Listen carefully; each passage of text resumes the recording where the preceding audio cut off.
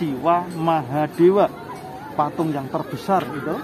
Kemudian bisa belok ke kiri, arah kiri. Patung yang kedua yaitu Agastya atau Maharsi. Yang ketiga Ganesha, yang keempat yaitu Durga. Nah, kalau sini kita sudah masuk halaman 3. Dulu ada gapura, tapi tahun ini belum direstorasi gapuronya. Temboknya seukuran berapa? 110 kali 110 meter. Dulu temboknya mengelilingi candi ini, dan di level ketiga ini adalah tempat suci. Tempatnya para dewa-dewa, sehingga ada 3 dewa besar sebagai rumahnya dewa.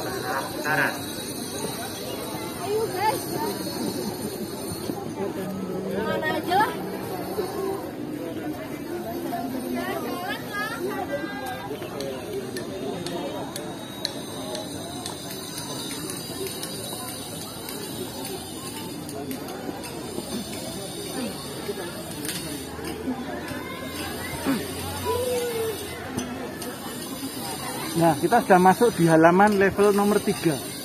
Di sini ada 3 candi utama, totalnya ada 16. Yang di luar ada 224, di sini ada 16. Total candi di kompleks Candi Prambanan sejumlah 240 candi. Yang di sini terdiri 8 candi kecil, namanya Candi Kelir. Dan di sudut sana namanya Candi Patok. Fungsinya dulu adalah untuk meletakkan sesajen sebelum masuk dan praying atau berdoa di depan patung Siwa, Dewa Siwa, sehingga fungsinya untuk meletakkan sesajen. Ya, karena ini candi Hindu, di sini ada 3 candi yang utama. Yang Anda lihat paling tinggi itu Candi Siwa. Yang sebelah kiri adalah Candi Brahma, yang kanan Candi Wisnu. Brahma, Siwa, dan Wisnu. Nah, kita tahu nama candi itu berdasarkan patung yang ada di dalamnya. Di dalam Candi Brahma terdapat 1 patung Dewa Brahma yang berkepala 4 itu ya. Terus juga ada rilis cerita Ramayana, kelanjutan dari Candi Siwa. Jadi di Candi Siwa itu terdapat rilis cerita Ramayana, tetapi di Candi Siwa selesai baru di cerita ketika Rama membangun jembatan ke Sri Lanka. Diteruskan di Candi Brahma. Dan Candi Wisnu ada cerita Krishnayana. Jadi di Prambanan ada 2 cerita, yaitu Ramayana dan Krishnayana. Sedangkan Candi Siwa ini di dalamnya ada 4 ruangan sebelum pandemi. 20 Maret 2020 kemarin itu candi masih buka, tetapi sejak 20 Maret 2020 candi ditutup. Tidak boleh masuk ya karena alasan pandemi. Di dalamnya ada 4 ruangan. Ruangan pertama menghadap ke timur yaitu patung Siwa Mahadewa, patung yang terbesar itu. Kemudian bisa belok ke kiri, arah kiri. Patung yang kedua yaitu Agastya atau Maharsi. Yang ketiga Ganesha, yang keempat yaitu Durga. Nah, orang Jawa bilang bukan. Yang nomor 4 itu adalah patung Roro Jonggrang menurut mitos. Sehingga candi inilah yang disebut Candi Roro Jonggrang. Sebetulnya Roro Jonggrang itu hanya tokoh mitos, tapi ternyata itu patung Durga. Nah, kemudian ada 3 candi lagi di depannya. Ternyata setiap dewa itu punya kendaraan masing-masing. Brahma punya angsa, ini candi angsa. Siwa punya sapi namanya, dan Wisnu punya Garuda.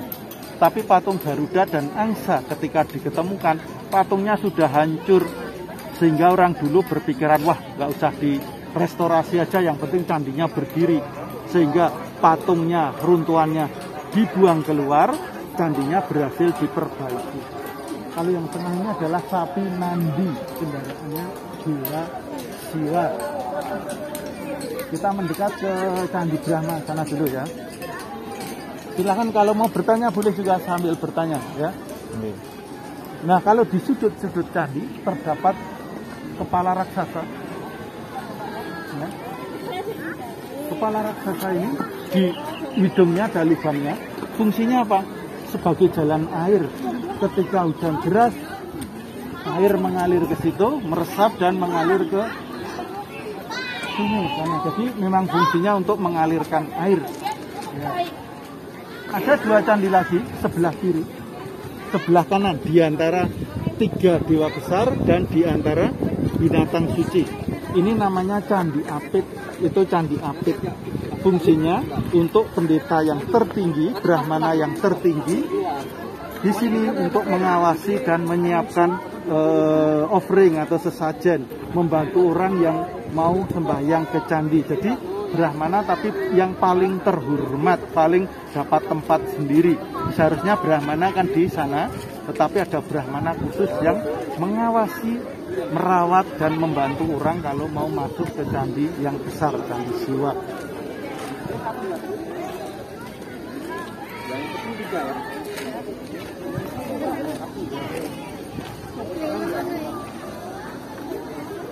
Ya, kalau Anda lihat lagi di sekitar candi selalu ada, di depan candi selalu ada kepala apa ya? Kepala singa dan kepala buaya, kemudian di atasnya kepala raksasa namanya Kala. Semua ini selalu ada di setiap pintu masuk sebagai simbol penolak bala. Kembali ke candi ini, kalau ada binatang duduk biasanya di mana? Di pojok. Pasti ada, dari binatang itulah muncul motif yang keluar. Nah, ini motif keluar dari mulut atau dari tubuh binatang ini. Jadi kalau Anda di sudut candi pasti menemukan binatang. Posisi duduk. Ya. Dan candi ini pernah diperbaiki. Tahun berapa ini diperbaiki? Kurang tahu. Di sudut ini tahun berapa? 1932. Di situ ada tulisan Restauratie. Itu bacanya restorasi, itu bahasa Belanda, yang artinya candi ini ternyata sudah diperbaiki oleh pemerintah Belanda tahun 1932 sebelum kemerdekaan. Dilanjutkan Candi Apit sebelah utara yang tidak ada puncaknya tahun 33. Tapi waktu itu ada perang apa? Dunia Kedua, sehingga pemugaran candi diberhentikan, dilanjutkan setelah kemerdekaan selesai 1953 yang candi besar ini. Restorasi oleh Dr. Insinyur Soekarno, presiden kita yang pertama. Jadi candi ini pernah diperbaiki sebelum kemerdekaan, setelah kemerdekaan, dan setelah gempa. Jadi 3 kali restorasi ini. Dan ini selalu dirawat terus candi ini.